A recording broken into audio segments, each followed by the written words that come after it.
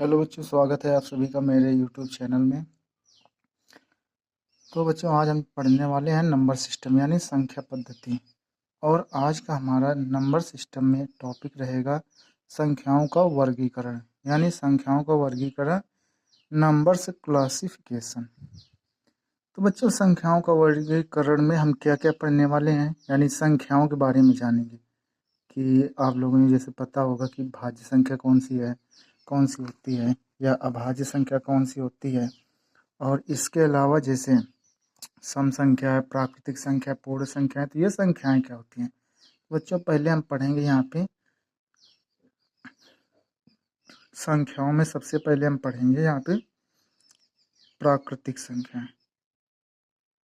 प्राकृतिक प्राकृतिक संख्याएं। बच्चों, प्राकृतिक संख्या इंग्लिश में कहेंगे नेचुरल नंबर। इंग्लिश में कहेंगे नेचुरल नंबर। प्राकृतिक संख्या बच्चों क्या होती हैं?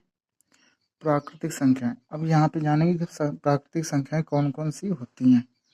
तो प्राकृतिक संख्याएं में आ जाएंगी, ये शुरू होती है एक से, यानी 1, 2, 3, 4 डॉट डॉट, इस तरह से आगे ये जाती हैं। अच्छा, प्राकृतिक संख्याओं के बाद में आती हैं पूर्ण संख्याएं। पूर्ण संख्याएं इंग्लिश में कहेंगे होल नंबर।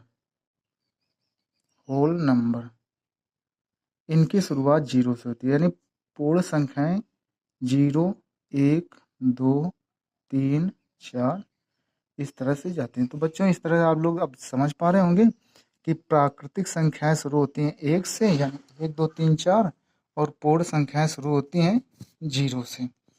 तो आप लोग समझ पा रहे होंगे, यानी प्रत्येक प्राकृतिक संख्या हमारी क्या होती है? पूर्ण संख्या होती है। अच्छा, पूर्ण संख्या के बाद में अब हम जानेंगे यहाँ पे भाज्य संख्याएं। भाज्य संख्याएं, कंपोजिट नंबर। इंग्लिश में कहेंगे कंपोजिट नंबर। इस तरह से। अच्छा, कंपोजिट नंबर भाज्य संख्याएं कौन कौन सी होती हैं? भाज्य संख्याओं में हमारी आ जाएंगी, जैसे सबसे छोटी भाज्य संख्या हमारी कौन सी होगी? 2 नहीं होगी बच्चों, क्योंकि कोई भी भाज्य संख्या अगर जो है तो उसके फैक्टर कम से कम 3 होने चाहिए। कितने होने चाहिए? 3। फैक्टर का मतलब होता है गुणनखंड। अच्छा, ये बच्चों यहाँ पे 2 के गुणनखंड केवल 2 ही होंगे। जैसे यहाँ पे हम साइड में बता दे रहे हैं, 2 के गुणनखंड 2, 1, 2 ही गुणनखंड हो रहे हैं। अच्छा, 3 भी हमारी अभाज्य हो गई। कोई भी संख्या का जो भाज्य है तो उसके गुणनखंड कम से कम 3 होने चाहिए। जैसे 4, 4 1 से कटेगा, 2 से कटेगा और स्वयं 4 से कटेगा, यानी 4 के फैक्टर कितने हो जाएंगे? 3 हो जाएंगे। तो बच्चों, सबसे छोटी भाज्य संख्या जो होगी वो क्या हो जाएगी? ऐसे 4, 4 के बाद में 5 अभाज्य है, 6 हो जाएगा, 8 हो जाएगा, 10, 9 भी होगा। यहाँ पे 9 भी लिख लेंगे, बाकी आप लोग देख लेना, 9 भी होगा। इस तरह से ये चलती जाएंगी। अच्छा, भाज्य संख्याओं के बाद में आता है अभाज्य संख्याएं। अभाज्य अभाज्य और ये क्या हो जाएंगे? संख्याएं। इंग्लिश में कहेंगे प्राइम नंबर। इंग्लिश में कहेंगे प्राइम नंबर।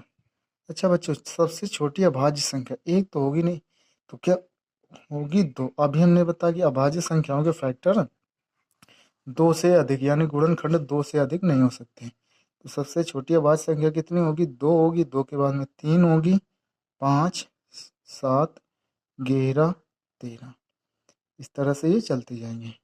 अच्छा, अब अभाज्य संख्याओं के बाद में आता है भाज्य संख्या। भाज्य संख्या बता चुके हैं, तो इसके बाद में आता है भाज्य। अभाज्य हो गई, इसके बाद सम संख्याएं। सम संख्याएं इंग्लिश में कहेंगे इवन नंबर। Even number. अच्छा बच्चों, सम संख्याएं 2, 4, 6, 8, 10, इस तरह से ये सभी क्या है? इवन नंबर हैं। सम संख्याओं के बाद में आता है विषम संख्याएं। विषम संख्याएं इन्हें इंग्लिश में कहेंगे ऑड नंबर। Odd number. बच्चों विषम संख्या है, तो विषम संख्या हमारी 1 है, 3 है, अब एक एक छोड़ के लिखते जाएंगे। 1 है, 3 है, 3 के बाद में 5, 5 के बाद में 7, 7 के बाद में 9, और इस तरह से ये चलते जाएंगे। बच्चों इतनी संख्याएं आप समझ पाए हो। अब विषम संख्या के बाद में हमारा क्या आता है? सम हो गई, विषम हो गई, भाज्य हो गई, अभाज्य, पूर्ण संख्या, प्राकृतिक संख्याएं। अब आता है पूर्णांक। अच्छा, परिमेय संख्या भी बची है। परिमेय संख्याएं इंग्लिश में कहेंगे रेशनल नंबर। इंग्लिश में क्या कहेंगे? Rational number. यानी ये होता है जिन्हें पी अपॉन क्यू के फॉर्म में लिख सके वो सभी परिमेय संख्या होती हैं। एग्जाम्पल के लिए 3/5, 3/7। अच्छा, पाई हमारा अपरिमेय है, लेकिन पाई की वैल्यू 22/7 होती है, ये परिमेय होगा। इसके अलावा और 3 जैसे 11 लिख लेंगे, और आप समझ पा रहे होंगे कि परिमेय संख्या इस तरह से एग्जाम्पल आप समझ पाए। अच्छा, परिमेय के बाद में आता है अपरिमेय संख्या। अपरिमेय संख्या, अपरिमेय संख्याएं इंग्लिश में कहेंगे इरेशनल नंबर। इरेशनल नंबर यानी कि जिन्हें हम पी अपॉन क्यू के फॉर्म में नहीं लिख सकते हैं, वो सभी क्या होंगी? Irrational number. जैसे पाई हमारा अपरिमेय है, लेकिन पाई की वैल्यू 22/7 क्या है? परिमेय है। पाई के बाद में जैसे √3 है, यानी जिनका हम रूट ना निकाल सके, √11 है, √5 है, ये इस तरह से रूट निकाल सकते हैं, बाकी इनकी फिक्स वैल्यू यानी नहीं आएगी। तो आप लोग समझ पा रहे होंगे अपरिमेय संख्याएं क्या होती हैं। परिमेय हो गई, अपरिमेय हो गई। इसके बाद में अब हम पढ़ेंगे पूर्णांक। पूर्णांक क्या होते हैं? पूर्णांक इंग्लिश में कहेंगे इंटीजर। इंग्लिश में क्या कहेंगे बच्चों? इंटीजर। पूर्णांक, अब यहाँ से एक लाइन हम खींच के बता रहे हैं पूर्णांक क्या होते हैं। जैसे यहाँ पर ये 0 इधर की ओर जाएगा तो ये प्लस, जैसे ये +1, +2, +3, +4, और इधर की ओर आएंगे तो ये -1, -2, -3, और इस तरह से ये डॉट डॉट चलेगी इधर भी। तो यानी 0 भी पूर्णांक है, 0 से प्लस वाली वैल्यू भी पूर्णांक है, और माइनस वाली भी वैल्यू क्या होती है? पूर्णांक होती है।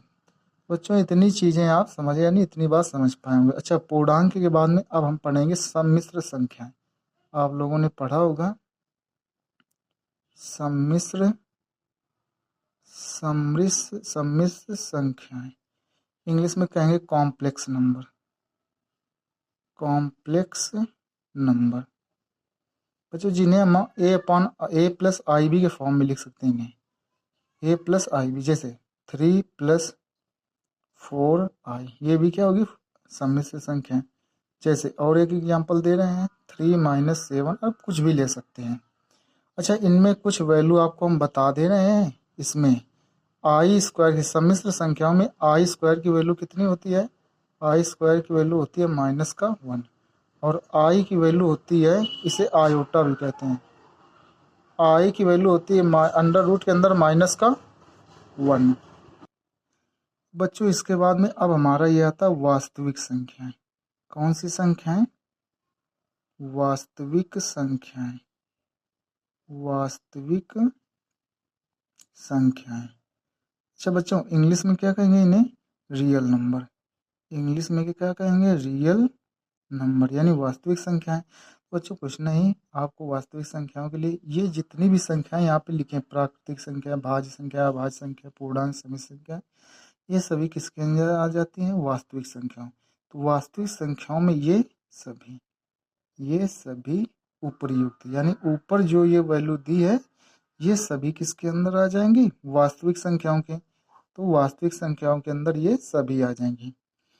बच्चों एक बात और आपको हम समझाना चाहें, जैसे आप लोगों ने सुना हो सहअभाज्य गुणनखंड, इसी में आपको हम बता दे रहे हैं। सहअभाज्य गुणनखंड। सहअभाज्य गुणन इंग्लिश में कहेंगे कोप्राइम नंबर। कोप्राइम